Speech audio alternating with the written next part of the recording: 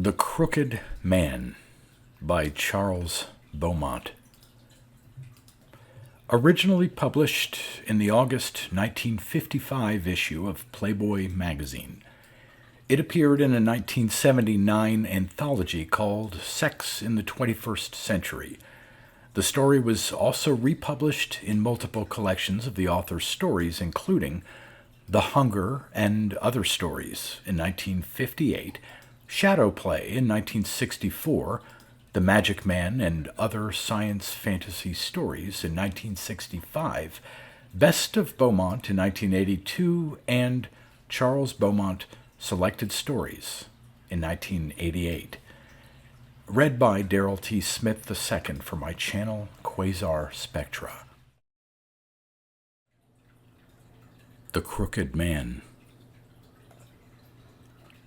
He slipped into a corner booth, away from the dancing men, where it was quietest, where the odors of musk and frangipani hung less heavy on the air.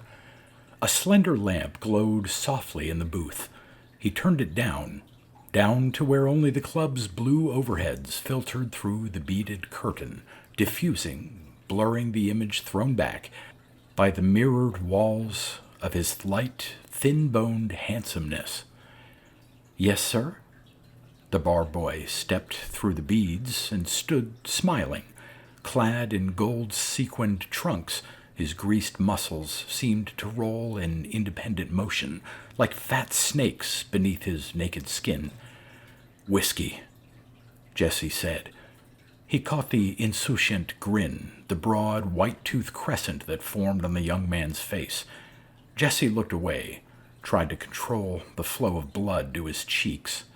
"Yes, sir," the bar boy said, running his thick, tanned fingers over his solar plexus, tapping the fingers, making them hop in a sinuous dance. He hesitated, still smiling, this time questioningly, hopefully, a smile drenched in admiration and desire. The finger dance, the accepted symbol, stopped. The pudgy brown digits curled into angry fists. "Right away, sir." Jesse watched him turn.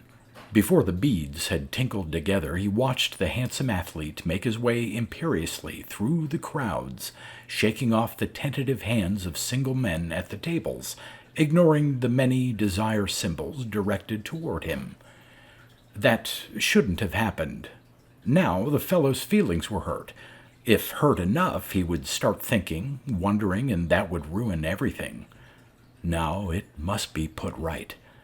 Jesse thought of Mina, of the beautiful Mina.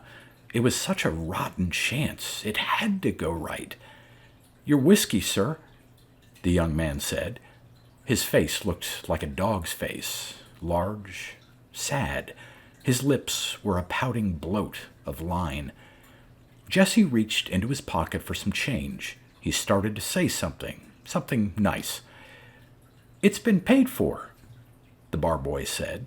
He scowled and laid a card on the table and left. The card carried the name E.J. 2 Hobart, embossed in lavender ink. Jesse heard the curtains tinkle. "Well, hello. I hope you don't mind my barging in like this, but you didn't seem to be with anyone." The man was small, chubby, bald. His face had a dirty growth of beard, and he looked out of tiny eyes encased in bulging contacts. He was bare to the waist. His white, hairless chest dropped and turned in folds at the stomach. Softly, more subtly than the bar boy had done, he put his porky stubs of fingers into a suggestive rhythm. Jesse smiled. "Thanks for the drink," he said, "but I really am expecting someone." "Oh?" the man said. "Someone special?" "Pretty special," Jesse said smoothly, now that the words had become automatic. "He's my fiancé." "I see." The man frowned momentarily and then brightened. "Well, I thought to myself, I said, E.J., a beauty like that couldn't very well be unattached. But, well, it was certainly worth a try. Sorry." "Perfectly all right." Jessie said. The predatory little eyes were rolling, the fingers dancing in one last-ditch attempt. "Good evening, Mr. Hobart." Bluey veins showed under the whiteness of the man's nearly female mammee. Jessie felt slightly amused this time. It was the other kind, the intent ones, the humorless ones, like the barboy, that repulsed him, turned him ill, made him want to take a knife and carve unspeakable ugliness into his own smooth, ascetic face. The man turned and waddled away crab-wise. The club was becoming more crowded. It was getting later, and heads full of liquor shook away the inhibitions of the earlier hours. Jessie tried not to watch, but he had long ago given up trying to rid himself of his fascination. So he watched the men together, the pair over in the far corner, pressed close together, dancing with their bodies, never moving their feet, swaying in slow, lissome movements to the music, their tongues twisting in the air, jerking like pink snakes, contracting to points and curling invitingly, barely making touch, then snapping back. The tongue dance. The couple seated by the bar, one a beast, the other a hunter.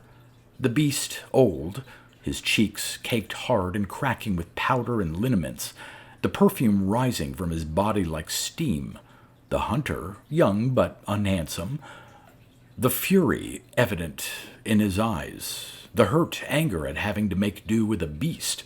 From time to time he would look around, wetting his lips in shame. And those two just coming in, dressed in mothers' uniforms, tanned, mustached, proud of their station. Jessie held the beads apart. Mina must come soon. He wanted to run from this place, out into the air, into the darkness and silence.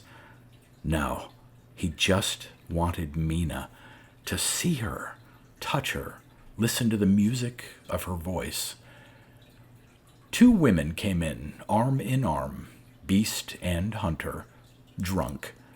They were stopped at the door, angrily, shrilly, told to leave. The manager swept by Jessie's booth, muttering about them, asking why they should want to come dirtying up the phallus with their presence when they had their own section, their own clubs. Jessie pulled his head back inside. He'd gotten used to the light by now, so he closed his eyes against his multiplied image. The disorganized sounds of love got louder, the sing-song syrup of voices, deep, throaty, baritone, falsetto. It was crowded now. The orgies would begin before long, and the couples would pair off for the cubicles. He hated the place. But close to orgy time, you didn't get noticed here, and where else was there to go? Outside, where every inch of pavement was patrolled electronically, every word of conversation, every movement recorded, catalogued, filed? Damn Knudsen! Damn the little man! Thanks to him, to the senator, Jessie was now a criminal. Before, it wasn't so bad. Not this bad, anyway. You were laughed at and shunned and fired from your job. Sometimes kids lobbed stones at you, but at least you weren't hunted. Now, it was a crime, a sickness. He remembered when Knudsen had taken over. It had been one of the little man's first telecasts. In fact, it was the platform that got him the majority vote. "Vice is on the upswing in our city. In the dark corners of every unit, perversion blossoms like an evil flower.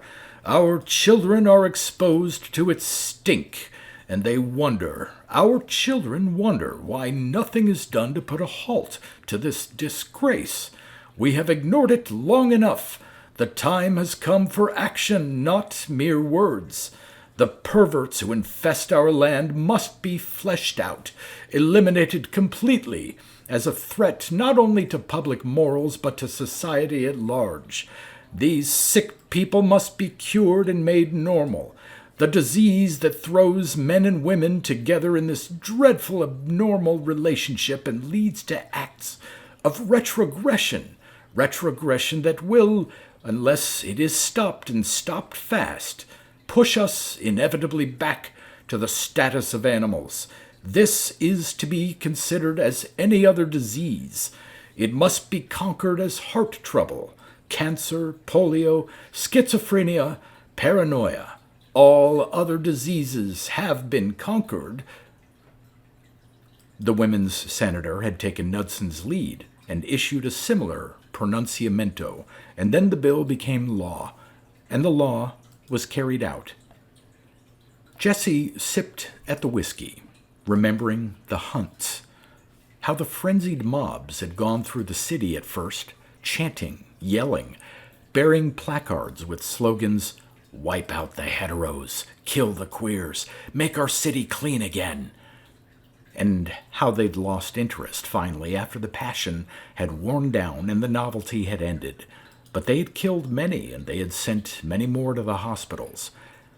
He remembered the nights of running and hiding, choked dry breath glued to his throat, heart rattling loose. He had been lucky. He didn't look like a hetero. They said you could tell one just by watching him walk. Jessie walked correctly. He fooled them. He was lucky. And he was a criminal. He, Jess For Martin, no different from the rest, tube-born and machine-nursed, raised in the character schools like everyone else, terribly different from the rest. It had happened. His awful suspicions had crystallized on his first formal date. The man had been a rocketeer, the best high quality, even out of the hunter class. Mother had arranged it carefully. There was the dance, and then the ride in the space sled. The big man had put an arm about Jessie, and Jessie knew.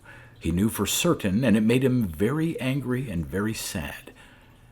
He remembered the days that came after the knowledge, bad days, days fallen upon evil, black desires, deep-cored frustrations.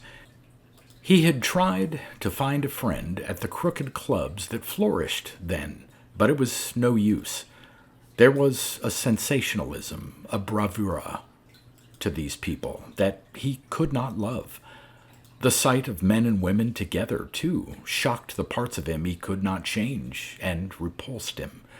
Then the vice squads had come and closed up the clubs, and the heteros were forced underground, and he never sought them out again or saw them. He was alone. The beads tinkled. "Jessie!" He looked up quickly, afraid. It was Mina. She wore a loose man's shirt, an old hat that hid her golden hair. Her face was shadowed by the turned-up collar.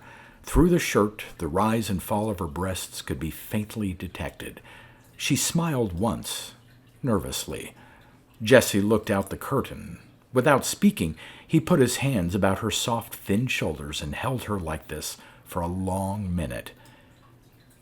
"Mina!" She looked away. He pulled her chin forward and ran a finger along her lips. Then he pressed her body to his, tightly, touching her neck, her back, kissing her forehead, her eyes, kissing her mouth. They sat down. They sought for words. The curtain parted. "Beer," Jessie said, winking at the bar boy, who tried to come closer to see the one loved by this thin, handsome man. "Yes, sir." The bar boy looked at Mina very hard, but she had turned and he could see only the back. Jessie held his breath. The bar boy smiled contemptuously then, a smile that said, "You're insane. I was hired for my beauty. See my chest? Look, a pectoral vision. My arms strong. My lips. Come, were there ever such sensuous ones? And you turn me down for this bag of bones?" Jessie winked again, shrugged suggestively, and danced his fingers. "Tomorrow, my friend. I'm stuck tonight. Can't help it. Tomorrow." The bar boy grinned and left. In a few moments he returned with the beer. "On the house." he said, for Mina's benefit. She turned only when Jessie said, softly, "It's all right. He's gone now." Jessie looked at her. Then he reached over and took off the hat. Blonde hair rushed out and over the rough shirt. She grabbed for the hat. "We mustn't," she said. "Please, what if somebody should come in?" "No one will come in. I told you that. But what if? I don't know. I don't like it here. That man at the door, he almost recognized me. But he didn't. Almost, though. And then what? Forget it, Mina. For God's sake, let's not quarrel." She calmed. "I'm sorry, Jessie. It's only that this place makes me feel..." "What?" "Dirty." She said it defiantly. "You don't really believe that, do you?" "No, I don't know. I just want to be alone with you." Jessie took out a cigarette and started to use the lighter. Then he cursed and threw the vulgarly shaped object under the table and crushed the cigarette. "You know that's impossible," he said. The idea of separate units for homes had disappeared, to be replaced by giant dormitories. There were no more parks, no country lanes. There was no place to hide at all now, thanks to Senator Knudsen, to the little bald crest of this new sociological wave. "This is all we have," Jessie said, throwing a sardonic look around the booth with its carved symbols and framed pictures of entertainment stars, all naked and leering. They were silent for a time, hands interlocked on the tabletop. Then the girl began to cry. I can't go on like this," she said. "I know, it's hard, but what else can we do?"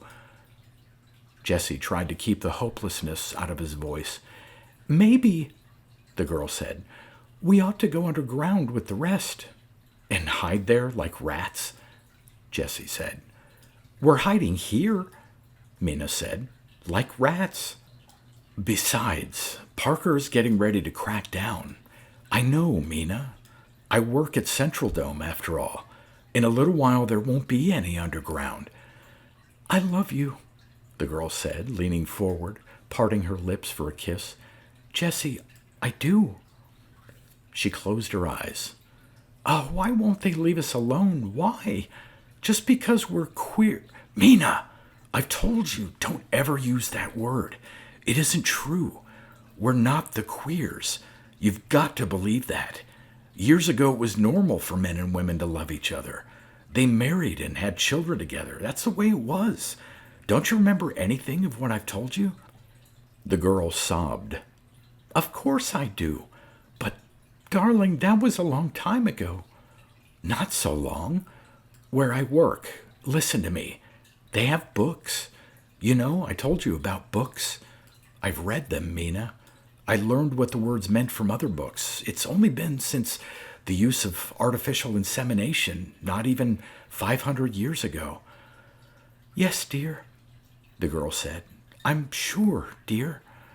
"Mina, stop that. We are not the unnatural ones, no matter what they say. I don't know exactly how it happened. Maybe as women gradually became equal to men in every way, or maybe solely because of the way we're born. I don't know. But the point is, darling, the whole world was like us once. Even now, look at the animals." "Jessie, don't you dare talk as if we're like those horrid dogs and cats and things." Jessie sighed. He had tried so often to tell her, show her, but he knew, actually, what she thought, that she felt she was exactly what the authorities told her she was. God, maybe that's how they all thought. All the crooked people, all the unnormal ones. The girl's hands caressed his arms, and the touch became suddenly repugnant to him, unnatural, terribly unnatural.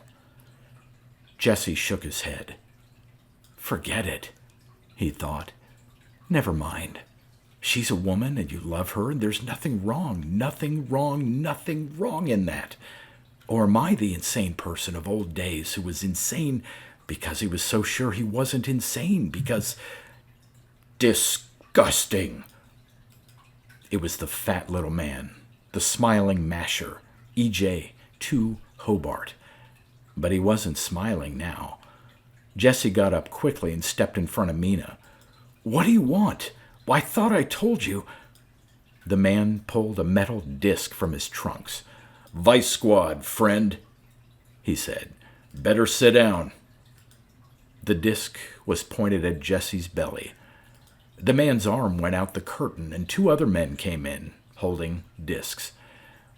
"I've been watching you quite a while, mister," the man said. "Quite a while."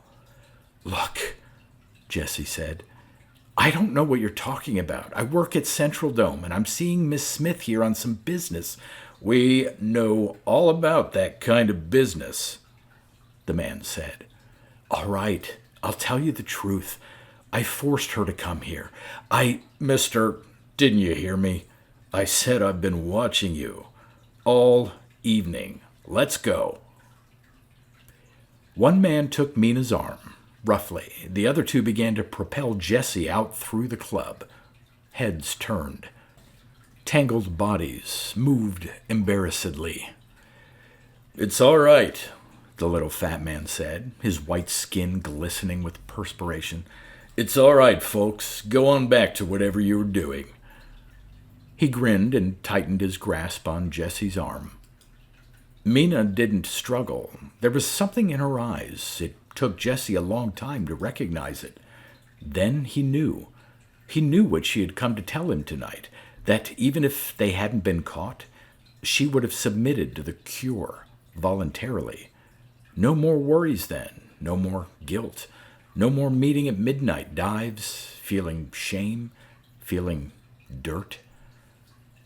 Mina didn't meet Jesse's look as they took her out into the street. "You'll be okay," the fat man was saying. He opened the wagon's doors. "They've got it down pat now. Couple days in the ward, 1 short session with the doctors, take out a few glands, make a few injections, attach a few wires to your head, turn on a machine. Presto! You'll be surprised." The fat officer leaned close. His sausage fingers danced wildly near Jesse's face. "I'll make a new man of you," he said. Then they closed the doors and locked them.